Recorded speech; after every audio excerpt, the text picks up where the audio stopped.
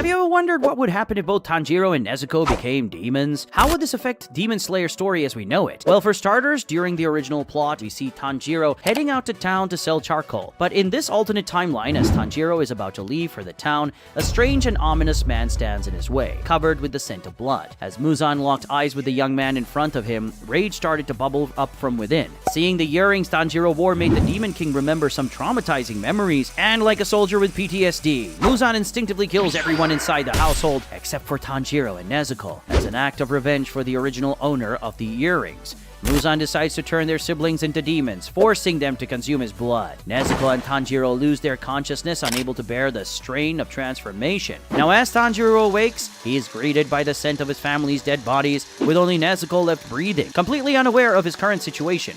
All he could remember was that a strange man attacked him and his family, and so as quickly as he could, Tanjiro carried Nezuko and headed out to ask for help. While traveling, Tanjiro slips, falls off a cliff, causes him to lose consciousness again.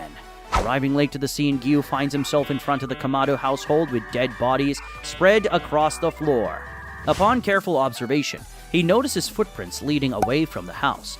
Eventually, Gyu comes across the siblings, passed out in the snow and covered in blood, with Nezuko barely breathing. When Tanjiro comes back to his senses for the second time, he sees Gyu helping Nezuko recover, patching up her wounds as best he could. But this is where everything starts to go sideways. With Tanjiro gaining consciousness again and Gyu rushing to his aid, the young man noticed that something weird was happening inside his body. Slowly but surely, the effects of Muzan's blood were consuming him. Right then and there, Nezuko opened her eyes and slowly stood up, busy helping Tanjiro, like a wolf silently stalking its prey. Nezuko carefully approached the Hashira, who was completely unaware of her presence, and in one swift motion, Nezuko lunged and sank her teeth into Gyu's neck. As death flashed before Gyu's eyes, he panicked and pushed Nezuko away from him. Drawing his sword, Gyu collected himself and focused on the demon that stood in front of him. As Gyu and Nezuko stared at each other, waiting to make their moves, Tanjiro caught wind of the scent of blood coming from Gyu's neck. The smell of fresh blood triggered Tanjiro's demonic instincts, almost instantly, as Gyu poured all his focus into gaining his composure, stopping the bleeding from his neck, and as well as fending off Nezuko's swift and heavy attacks. He was unaware that yet another danger was swiftly approaching him. In the blink of an eye, as Gyu was about to behead Nezuko, his arms went flying away. Only then did he notice that Tanjiro also became a demon. Overcome by fear with all his strength, Gyu ran as fast as he could, in hopes that he would survive the Kamado siblings. But this only gave excitement to the newly formed demons, giving them the thrill of the hunt. Losing huge amounts of blood as he ran, Gyu's fate was already sealed, and in the end the siblings caught up to him and devoured him, leaving only his torn clothes and parts of his body as evidence. As news of the Water Hashira's death shook the Demon Slayer Corps down to its very core, Shinobu Kocho took it upon herself to hunt down the Kamado siblings and bring justice to Gyu's death. Not long after the siblings murdered Gyu, they started regaining their rationality and memories, thereby recalling the strange man that appeared on their doorstep. The death of their family, and them being forced to consume blood, flooded their minds, as well as the guilt after committing murder. With all this new information, Tanjiro and Nezuko were now fueled with anger, and swore that they would take revenge on the man who turned them into monsters.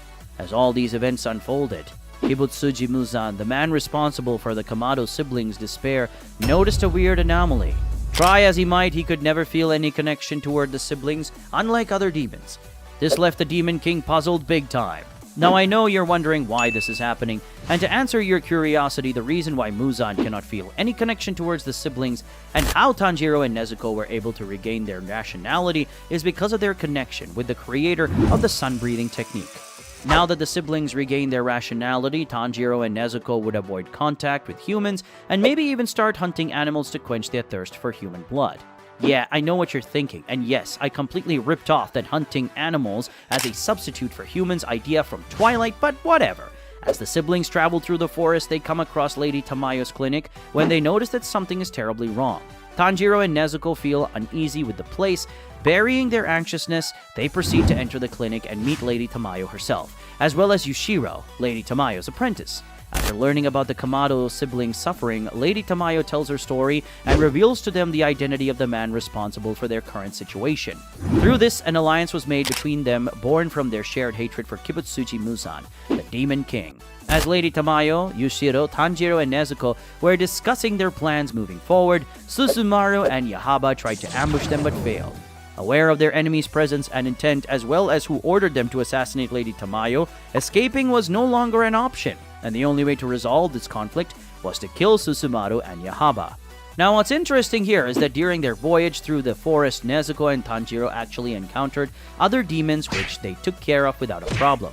This served as their training, and through their continuous battles with these demons, Nezuko and Tanjiro were able to master their new demonic powers. Recalling the Hinokami Kagura that his father taught him, Tanjiro fused its movements with his demonic powers, therefore enhancing his skills by a lot. While Nezuko, like in the original plot, was already strong enough to contend with Susumaru with her strength alone, needless to say, Susumaru and Yahaba's defeat was inevitable, and by the hand of Kamado's siblings and Lady Tamayo, their once proud bodies turned into ash.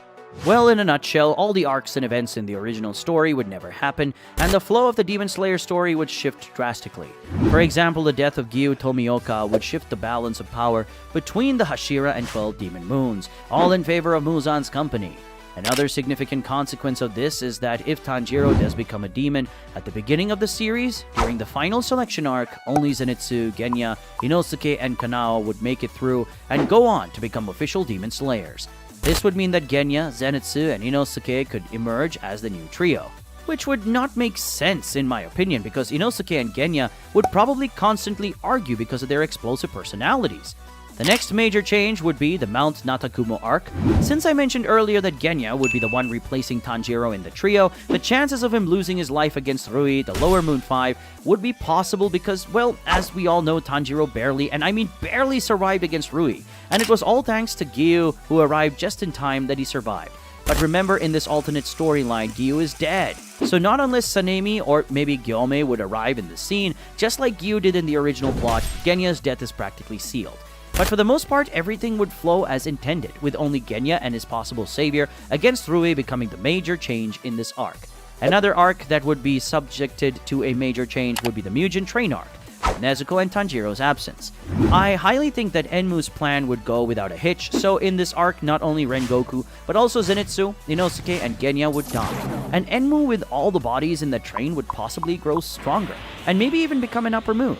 After the Mugen Train arc with Zenitsu, Inosuke, and Genya out of the picture, we proceed to the Entertainment District arc where Tenjin is left with only Kanao to assist him in his rescue mission, which needless to say would become a tragedy, ending with the Sound Hashira and Kanao's death by the hands of Kutaro and Daki. I mean, seriously, this what-if plot is just dark, and I don't know why, but yeah, now we know how valuable Tanjiro is as a Demon Slayer. Also, without Tanjiro becoming a Demon Slayer, the Demon Slayer mark would be forever lost, apart from the fact that you have to survive a life-or-death situation to unlock it. You must also be exposed to someone who already has it. So no, Tanjiro means bye-bye Demon Slayer mark, which also means that during the Swordsmith Village arc, Mitsuri and Muichiro would never be exposed to Tanjiro, and with Genya and Nezuko out of the picture, Han Tengu and Gyoku would become successful in destroying the village and eliminating 2 Hashiras, killing 2 birds with 1 stone indeed.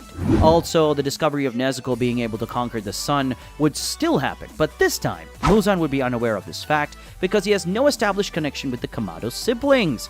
Now, the Hashira training arc would be the highlight of the story because in this part of the plot, Tanjiro and Nezuko would have grown exponentially thanks to Lady Tamayo's help. Also in this part of the story, it is revealed that the Kamado siblings have already perfected their blood demon arts, and that they have reached the levels of the upper moons, not by consuming humans, but by consuming demons. During this time, Lady Tamayo decides that the best course of action to defeat Muzan would be to work with the Demon Slayer Corps. With their ability to walk under broad daylight, Tanjiro, Nezuko, Lady Tamayo, and Yushiro visit the Demon Slayer Corps. Upon meeting with the Hashiras and Kagaya Ubuyashiki, they instantly revealed the fact that they were demons, which was met with hostility. Of course, especially since Nezuko and Tanjiro are the ones responsible for Gyu's death. Now, I won't go into full detail on what happens next, but eventually, they all come to an agreement to form an alliance in exchange for the Kamado siblings' heads as soon as they defeat Muzan, to which Tanjiro and Nezuko agree. Moving fast forward in time, after a thorough investigation, they manage to pinpoint Muzan's exact location, but with Lady Tamayo's knowledge. They first target Nakime, whose blood demon art is the most troublesome, after taking care of their greatest obstacle, the remaining Hashiras, Sanemi, Gyome, Shinobu, and Obanai, along with Tanjiro, Nezuko, and Lady Tamayo, storm Muzan's dwellings effectively, cornering the Demon King. Without Nakime and the Upper Moons to help him, Muzan was put in a tough spot dealing with all these opponents by himself. Without any choice, Muzan tried to put up a fight, but with Tanjiro and Nezuko's help, the Hashiras were able to fight without a problem. Muzan, who was clearly exhausted from constantly regenerating his wounds, was frustrated by the fact that he could not deal any significant damage to the Hashiras because Nezuko and Tanjiro acting as their vanguard, blocking all his hits and pinning him down when they got the chance.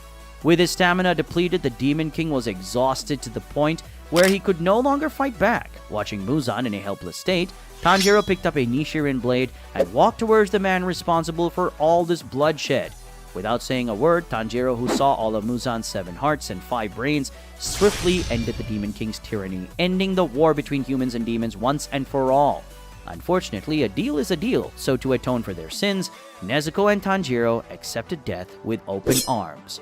If you like this video, smash that like button, subscribe and click the notification bell, but before you go, click the video on the screen for more Demon Slayer content.